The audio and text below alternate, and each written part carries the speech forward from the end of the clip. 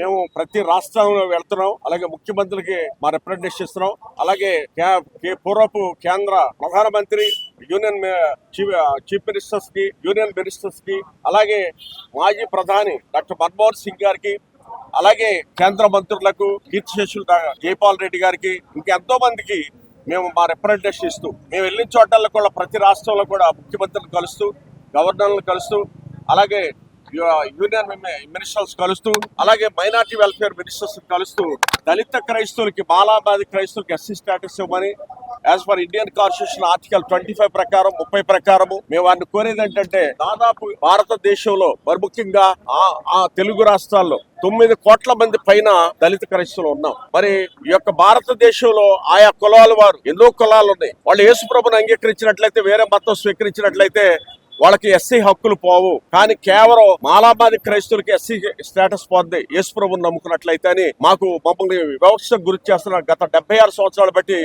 భారతదేశంలో 1950 ఆగస్టు 10 దగ్గర నుండి ఈ యొక్క ప్రెసిడెన్షియల్ ఆర్డర్ పారా 3 పెట్టి మాకు అన్యాయం చేస్తున్నారు.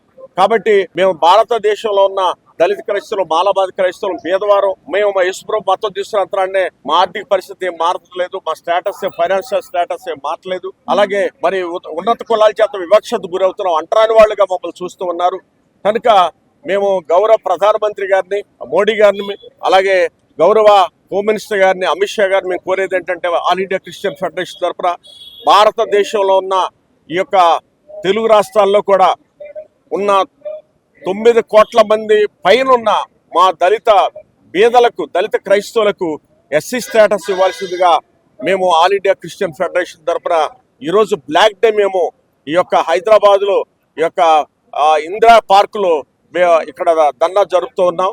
మేము కోరేది ఏంటంటే, గౌరవ ప్రధానమంత్రిని, మీరు ఎంతో దయార్థ హృదయులు, ఎంతో మందికి సహాయం చేస్తున్నారు. మీరు కూడా అట్టడుగు వర్గాల నుండి పైకొచ్చి దేవుని దయ వల్ల మీరు భారతదేశానికి ప్రధానమంత్రిగా గత 14 సంవత్సరాలు బట్టి ఉన్నారు. కనుక మేము మిమ్మల్ని, అలాగే గౌరవ హోంమంత్రి గారిని, అమిత్ షా గారిని కోరేది ఏంటంటే, మా దళిత క్రైస్తవులకు కూడా ఎస్సీ స్టేటస్ ఇచ్చి మాకు మత స్వేచ్ఛను ఇవ్వాల్సిందిగా మేము కోరుతూ ఆల్ ఇండియా క్రిస్టియన్ ఫెడరేషన్ తరఫున మీకు వందనాలు తెలియజేస్తూ, నమస్కారం తెలియజేస్తూ, మాకు ఎస్సీ స్టేటస్ ఇవ్వాల్సిందిగా ప్రెసిడెన్షియల్ ఆర్డర్ ఆర్టికల్ 26 ప్రకారం ప్రెసిడెన్షియల్ ఆర్డర్ 1950 పారా 3 తొలగించి మాకు సహాయ సహకారాలు అందించి మమ్మల్ని కూడా భారతదేశ పౌరులుగా చూడవలసిందిగా ఆల్ ఇండియా క్రిస్టియన్ ఫెడరేషన్ తరఫున కోరుతున్నాం.